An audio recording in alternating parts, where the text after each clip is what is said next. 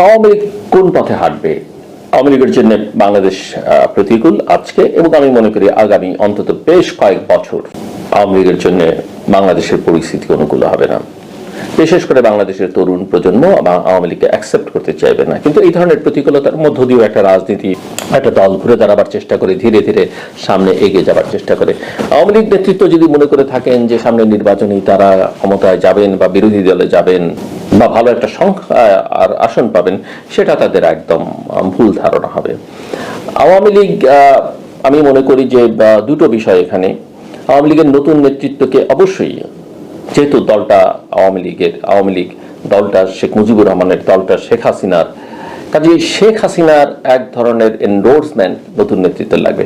সেই নেতৃত্ব করাপ নেতৃত্ব হোক, সেই নেতৃত্ব সন্ত্রাসী হোক, কিংবা সেই নেতৃত্ব একেবারে শুদ্ধ নতুন ভালো নেতৃত্ব হোক।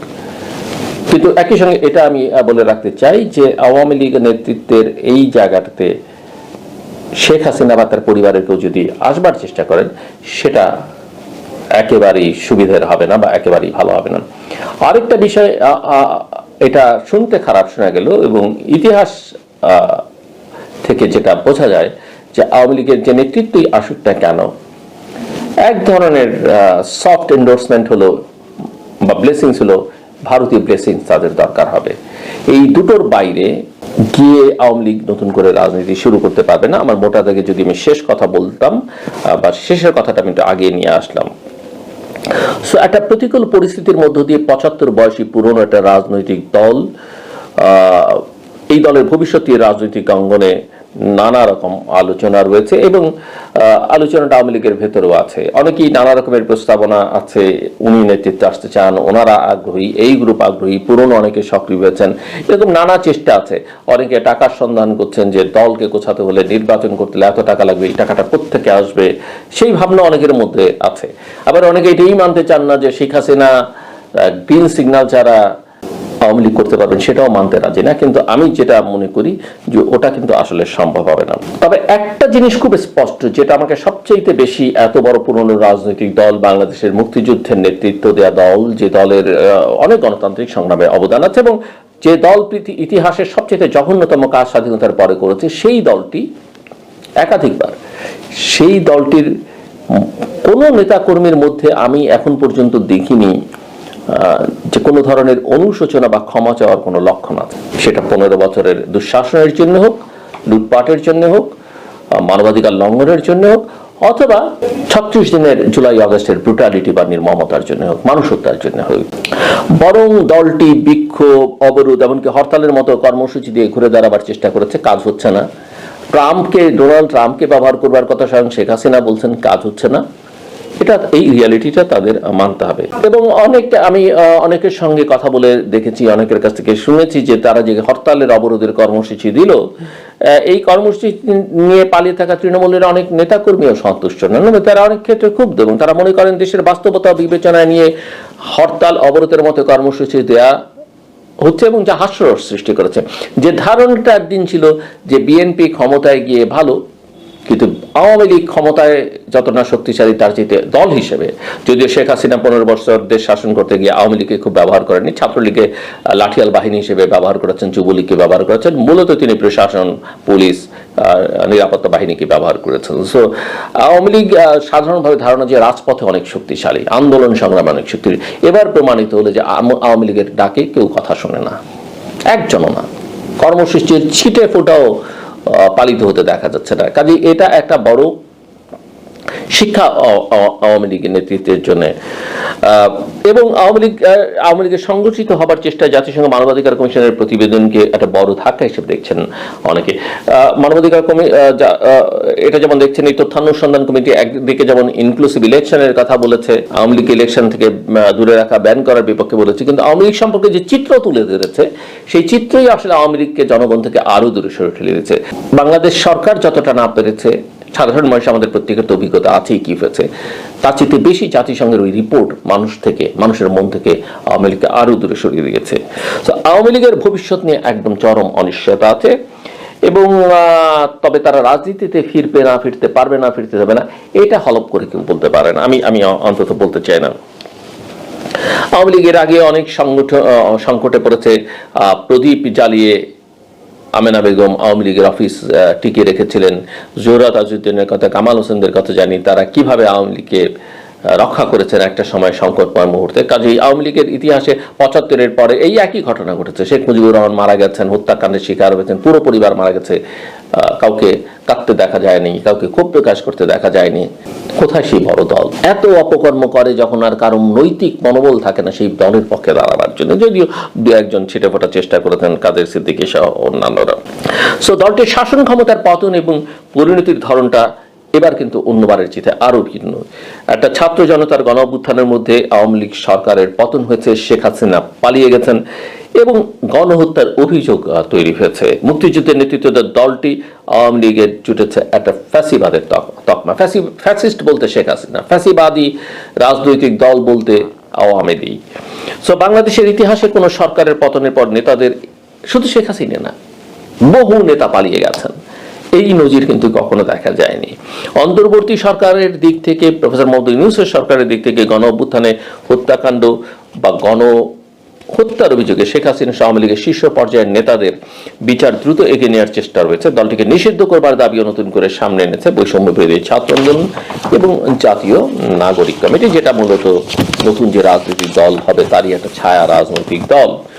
এরকম একটা পটভূমিতে আওয়ামী লীগের নেতাকর্মীরা খুব সহসাই দলে রাস্তায় নেমে আসবেন, সেই মনোবল তাদের আছে বলে আমার কিন্তু মনে হয় না। এবং সরকারের পতনের দিন গত বছরের 5ই আগস্ট এবং এর 6 মাস পূর্তিতে এসেও ঢাকার ধানমন্ডি 32 নম্বরের শেখ মুজিবুর রহমানের বাড়ি, ঐতিহাসিক বাড়ি, আমাদের মুক্তিযুদ্ধের সঙ্গে সম্পর্কিত যে বাড়ি, সেই বাড়ি পুড়িয়ে দেয়া, ধ্বংস করে ফেলা, ভেঙে ফেলা হয়েছে। সারা দেশে নেতাকর্মীদের স্থাপনায় হামলা, ভাঙচুর, অগ্নিসংযোগ করা হচ্ছে। কোন রকমের প্রতিরোধ আমরা কিন্তু দেখতে পাইনি। এবং সেই দৃশ্য হজম করা এবং আক্ষেপ করা ছাড়া, চেয়ে চেয়ে দেখা ছাড়া আওয়ামী লীগের নেতাকর্মীদের দেশের ভেতর থেকে বাইরে থেকে কিছুই করবার নেই। এখন সক্রিয় সব রাজনৈতিক দল তাদের বিরুদ্ধে রয়েছে, সকল রাজনৈতিক দল। তবে তারা যাদেরকে সবচেয়ে বেশি নিপীড়ন নির্যাতন করেছে, মিনিমাম স্পেস দিতে চায়নি, তাদেরকে যেভাবে নানা ট্যাগ লাগিয়ে দিয়েছে, তারাই বরং তাদের জন্য ত্রাণকর্তা হিসেবে আবির্ভূত হচ্ছে। কারণ ওই দলটি, ওই শক্তিটি এখন গণতান্ত্রিক রাজনীতি করতে চাইছে। সো গণতন্ত্রের যে মূল এসেন্স সেটা ধারণ করবার চেষ্টা করছে। আমি বিএনপির কথা বলছি। বিএনপির হাজার রকমের দোষ আছে, আরো কোটি রকমের দোষ তারা ভবিষ্যতে করতে পারে, আমার সেগুলো নিয়ে কথা নেই। আমি এখন যেটা দেখছি সেটার কথা বলছি। এবং এই যে সব দল তাদের বিরুদ্ধে, এই কারণেই তারা প্রকাশ্যেই বিভিন্ন দলের কর্মীদের দ্বারা আক্রমণের শিকার হচ্ছেন এবং হবেন। সাধারণ মানুষ তারা হবেন এবং লোকে তাদের চোখে, তাদেরকে সবচেয়ে বড় কথা, আক্রমণ করুক না করুক, ঘৃণার চোখে দেখবে। ঘৃণা এবং ঘৃণার চেয়ে শক্তিশালী অস্ত্র বোধ হয় আর কিছু নেই। এবং এর মধ্যে রয়েছে তাদের গ্রেফতার আতঙ্ক। এবং এই প্রতিকূল পরিবেশে তাদের প্রকাশ্যে আসার সুযোগ আছে বলে আমি মনে করি না। দীর্ঘ সময় ক্ষমতায় থাকার পর তাদের কাছে এটা একটা ভিন্ন বাস্তবতা। কাজে আওয়ামী লীগকে ব্যান করতে হবে, নির্বাচন থেকে দূরে রাখতে হবে, ঘোষণা দিয়ে নিবন্ধন বাতিল করতে হবে, এগুলো করবার দরকার নেই। মানুষ হচ্ছে বড় শক্তি, মানুষকে সিদ্ধান্ত গ্রহণ করবার ক্ষমতা দিয়ে মানুষই তাদের ছুড়ে ফেলে দেবে। মুসলিম লীগের মতো দল কোথায় গেছে? অস্তিত্ব খুঁজে পাওয়া যায় না। আওয়ামী লীগের চেয়ে কম শক্তিশালী ছিল না, বরং একসময় শক্তিশালী ছিল। তো ছাত্র জনতার আন্দোলনের সঙ্গে সম্পৃক্ত পক্ষগুলো থেকে আওয়ামী লীগের নেতৃত্ব বদলের চাপ একটা রয়েছে। এখন সেটা শেখ হাসিনা বা তাদের মিত্ররা কিভাবে দেখবেন সেটা একটা বড় প্রশ্ন। তবে চরম সংকটের মুখেও দলটি কোনো পরিবর্তনের পক্ষে নয়। তারা শেখ হাসিনার নেতৃত্বে ঘুরে দাঁড়ানোর পথ খুঁজছে, যেটা একদমই হবে না, আমি নিশ্চিত করে বলে রাখতে পারি। আপনারা লিখে রাখতে পারেন, যদিও রাজনীতিতে শেষ কথা বলে কিছু নেই, কিন্তু আমি বলতে পারি এই ব্রুটালিটির পরে, এত মায়ের কান্নার পরে, এত দীর্ঘশ্বাসের পরে এটা বাংলাদেশে আর হবে না। দেশে এবং বিদেশে পালিয়ে থাকা সব পর্যায়ের নেতাকর্মীরা এই ব্যাপারে একই অবস্থানে রয়েছেন বলে এখন পর্যন্ত মনে হচ্ছে। এই নেতাকর্মীদের, আওয়ামী লীগের অনেক ত্যাগী নেতাকর্মী আছেন, দেশের জন্য অনেক কিছু করেছেন, তাদের আসলে এটা বোধের মধ্যে আনতে হবে। তাদের যুক্তি হচ্ছে শেখ হাসিনার নেতৃত্ব ছাড়া বিপর্যস্ত দল ঘুরে দাঁড়াতে পারবে না, এমনকি তাদের দলে বিভক্তিও আসতে পারে। আওয়ামী লীগে কিন্তু ইতিপূর্বে একাধিকবার বহু বিভক্তি এসছে, কিন্তু দল কিন্তু মূল ধারাটা থেকেই গেছে। এবং শেখ হাসিনার নেতৃত্ব ছাড়াও আওয়ামী লীগ কিন্তু একসময় টিকেছিল, ঘুরে দাঁড়িয়েছে। এটাও কিন্তু আমাদের মাথায় রাখতে হবে। 70s এর কথা আমরা স্মরণ করতে পারি। সো দলের অস্তিত্ব রক্ষা করতে নেতৃত্ব নিয়ে তাদের বিকল্প চিন্তার কোনো সুযোগ নেই, কিন্তু আওয়ামী লীগ এই জায়গায় ঠেলে দিয়েছে, এই জায়গায় নিয়ে এসছেন কিন্তু শেখ হাসিনা এতটা বিপর্যস্ত অবস্থার মধ্যে। তো ক্ষমতায় থাকার সময় বিরাজনীতি করবার কারণে শেখ হাসিনা সদী শীর্ষ নেতৃত্ব রাজনীতি থেকে বিচ্ছিন্ন হয়ে পড়েছিলেন। শেখ হাসিনা নির্ভর করেছিলেন, আমি আগেই বলেছি, প্রশাসনের উপরে, পুলিশের উপরে এবং অন্যান্য নিরাপত্তা বাহিনীর উপরে। দলটা এই কারণেই দুর্বল হয়েছে এবং এসব কারণে ভয়াবহ পরিণতি দেখতে হচ্ছে তাদের, এবং এখন দল একটা অস্তিত্বের সংকটের মধ্যে আছে। সর্বশেষ দেখলাম একজন উপদেষ্টা, তিনি বলছেন যে যারা আওয়ামী লীগ করেছেন কিন্তু কোনো প্রকার অন্যায় এবং গণহত্যা কিংবা অপরাধের সঙ্গে যুক্ত নন, তারা ক্ষমা চেয়ে আবার মূলধারায় স্বাভাবিক অবস্থায় ফিরে আসতে পারেন। সেই জায়গা থেকে যদি কেউ স্থানীয় সরকার নির্বাচন করেন তাতে কোনো বাধা নেই। এখানেও একটা অসৎ উদ্দেশ্য আছে। আপনি জানেন যে কেন স্থানীয় সরকার নির্বাচন আগে চাওয়া হচ্ছে, কেন এই যে ভেঙে দেয়া ইউনিয়ন কাউন্সিলরদের সঙ্গে তারা বৈঠক করতে চাইছেন বা তাদেরকে নির্বাচনে ডাকতে আনছেন। তারা মনে করছেন এই আওয়ামী লীগের লোকজনকে নিয়ে তারা দল করবেন এবং ক্রিম খাওয়া যা করার তারা এটা করবেন। এর মধ্যে কোনো সৎ আকাঙ্ক্ষা আছে বলে আমার কাছে মনে হয় না। এবং ওই যে বৈষম্য বিরোধী ছাত্র আন্দোলন এবং জাতীয় নাগরিক কমিটি নতুন রাজনৈতিক দল গঠন করছে, ক্ষেত্রে তাদের বড় ইস্যু হচ্ছে দৃশ্যত ফ্যাসিবাদ এবং আওয়ামী লীগ বিরোধিতা করা। কিন্তু আওয়ামী লীগের কেউ যদি ঢুকে পড়ে, এবং যেহেতু তারা এখন প্রধান প্রতিপক্ষ ইতিমধ্যেই গত 6 মাসে বিএনপিকে বানিয়ে ফেলেছেন, সে ধারাটাকে তারা শক্তিশালী করতে চাইবে। শিবির যেমন ছাত্রলীগে ঢুকেছিল, কারণ আওয়ামী লীগ যদি এই বৈষম্য বিরোধী আন্দোলনের মধ্যে বা তাদের নতুন রাজনৈতিক দলে আমরা তাদের কাউকে দেখতে পাই, অবাক হবার কিছুই থাকবে না। এবং এটা বোঝাই যাচ্ছে তারা বিভিন্ন, এমনকি বিএনপির যারা পদবঞ্চিত হবেন, নমিনেশন বঞ্চিত হবেন, তাদেরকেও তারা অনবোর্ড করবার চেষ্টা করবেন। সো আওয়ামী লীগের নিষিদ্ধ করার চাপটা আসলে অন্য দিক থেকে একটা আলাদা ফায়দা লোটার চেষ্টার অংশ হিসেবে আমি মনে করি।